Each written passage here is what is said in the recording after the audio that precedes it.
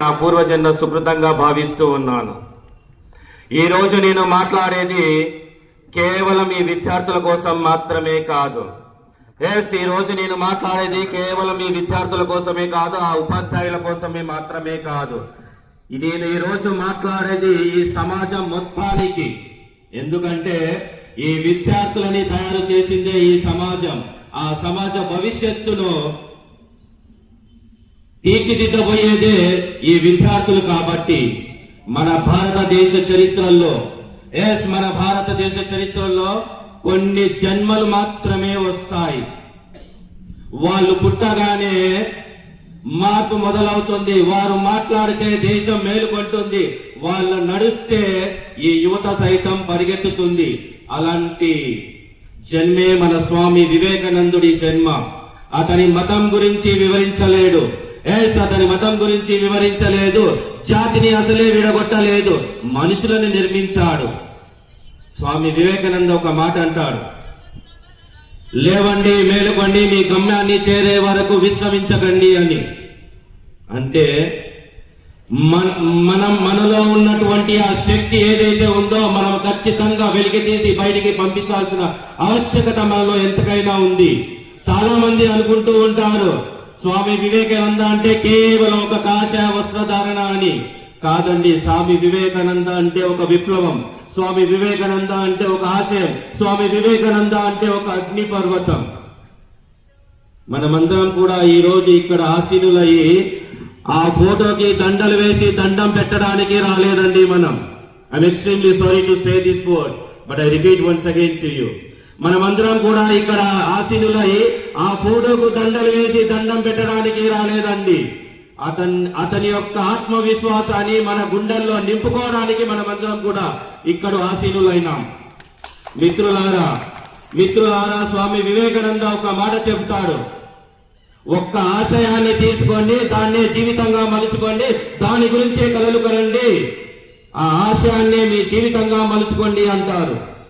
Let me give an example. మీరు చాలా సార్లు వినే ఉంటారు.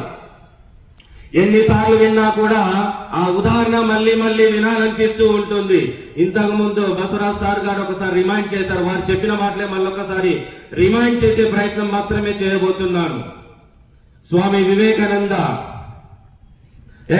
వివేకానంద అమెరికాలోని చికాగో నగరంలో సర్వమత సమ్మేళనానికి వెళ్ళినప్పుడు అక్కడ ఒక విద్వాంసుడు మన భగవద్గీత గ్రంథాన్ని తీసుకొని అన్ని బుక్కుల కన్నా కింద ఉంచడం జరిగింది. అప్పుడు ఒక మాట అన్నాడు అతను, మీ మతం అన్నిటికన్నా కింద ఉంది అన్నాడు. మీ మతం అన్ని మతాల కన్నా కింద ఉంది అని హేళన చేశాడు. కానీ స్వామి వివేకానంద చిరునవ్వుతో ఒకే ఒక్క మాట అన్నాడు, పునాది బలంగా ఉంది కాబట్టి పైన ఉన్న గ్రంథాలన్నీ నిలబడ్డాయి అని చెప్పాడు. అంటే దీన్ని బట్టి మనం తెలుసుకోవాల్సినటువంటి నీతి ఏంటిది, సమాజానికి మనం ఇవ్వాల్సిన సందేశం ఏంటిదని ఒక్కసారి మనం కనుక గ్రహించినట్లయితే, ఏ విధంగా అయితే భగవద్గీతని హేళన చేశారో అదే విధంగా ఈ లోకంలో అడుగడుగునా మనల్ని కూడా హేళన చేసే వాళ్ళు చాలా మంది ఉంటారు. మనపై మనకు నమ్మకం ఉంటే ఖచ్చితంగా వారి యొక్క ఏవైతే వాళ్ళు మన పైన విమర్శలు చేస్తున్నారో అవి మన విజయానికి మెట్లుగా మారిపోతాయని తెలియజేస్తున్నాను. ఒక పాఠశాల నిర్వాహకులుగా మనమిచ్చే క్రమశిక్షణ నేటి సమాజానికి పునాదులు కావాలని మనసారా కోరుకుంటున్నాను. విద్యార్థులారా, కేవలం కొంతమంది విద్యార్థులు మాత్రమే ఉన్నారు. మీకోసం కూడా స్వామి వివేకానంద ఏమన్నాడో తెలుసా? బసవరాజ్ సార్ గుర్తు చేశారు, ఒకసారి మళ్ళా గుర్తు చేస్తున్నాను. నాకు 100 మంది శక్తివంతమైన యువకులను ఇవ్వండి. నాకు 100 మంది శక్తివంతమైన యువకులను ఇవ్వండి, ఈ భారతదేశ గతినే మారిచేస్తానని అన్నాడు. అంటే ఈ రోజు మనం ఏం చేస్తున్నాం? మన విద్యార్థులకు ఐఐటి సీట్లు ఇప్పిస్తున్నాం.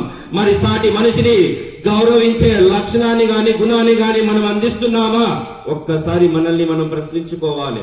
అంతేకాదు తల్లిదండ్రులు గౌరవించే ఒక గుణాన్ని మనము ప్రసాదిస్తున్నామా లేదా అనేది కూడా మనల్ని మనం ఆత్మ విమర్శన చేసుకోవాల్సిన అవసరం ఉంది.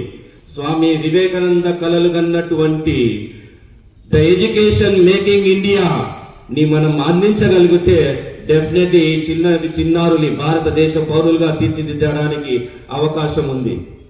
అంతేకాకుండా ప్రైవేట్ స్కూల్ అసోసియేషన్ జనరల్ సెక్రటరీగా నేను చెప్పదలుచుకుంది ఒకటే, విద్య అంటే కేవలం మార్కులు కాదండి. విద్య అంటే కేవలం మార్కులు కాదు, కేవలం ర్యాంకులు కాదండి. విద్య అంటే క్యారెక్టర్ బిల్డింగ్ అంటాం మనం. విద్యార్థులారా, ఈరోజు స్వామి వివేకానంద జయంతిని పురస్కరించుకొని మనమందరం కూడా ఇక్కడ ఆసీనులైనాం. మనమందరం కూడా గుర్తించుకోవాల్సింది ఏమిటి అంటే, ఈరోజు స్వామి వివేకానంద కేవలం 39 సంవత్సరాలు మాత్రమే జీవించాడంట. కానీ 1000 సంవత్సరాలకు సరిపడే స్ఫూర్తిని ఈ దేశానికి అందించి వెళ్ళాడు. కాబట్టి ఎన్ని సంవత్సరాలు మనం బతికామన్నది కాదు, ఎంత గొప్పగా బతికామన్నది ముఖ్యం. మరి ఎంతమంది జీవితాల్లో మనం వెలుగుని ప్రసాదించామన్నదే ముఖ్యం. కాబట్టి రండి విద్యార్థులారా, రండి, మనం కూడా స్వామి వివేకానంద అడుగుజాడల్లో నడుస్తాం. ఈ నవభారత దేశానికి మనమంతూ సహాయపడదాం. ఖచ్చితంగా రాబోయే తరానికి ఇలాంటి విద్యార్థులను మనము దేశ రక్షణకై మనము పంపుదాం. ఈ దేశాన్ని ఒక ఉన్నతమైన స్థానంలో నిలబెట్టి ఆ స్వామి వివేకానంద సూక్తులు ఏవైతే ఉన్నా, స్వామి వివేకానంద మన ప్రపంచానికి అందించినటువంటి ఏవైతే నడవడికలు ఉన్నాయో అవన్నీ మనం పాటిస్తూ ఈ భారతదేశాన్ని ముందుకు తీసుకొని వెళ్లాల్సిందిగా కోరుకుంటూ, నాకు ఈ అవకాశం ఇచ్చినటువంటి పెద్దలందరికీ కూడా మరొకసారి ధన్యవాదాలు తెలియజేస్తూ, బోలో భారత్ మాతా కీ, బోలో భారత్ మాతా కీ, జై హింద్, జై భారత్.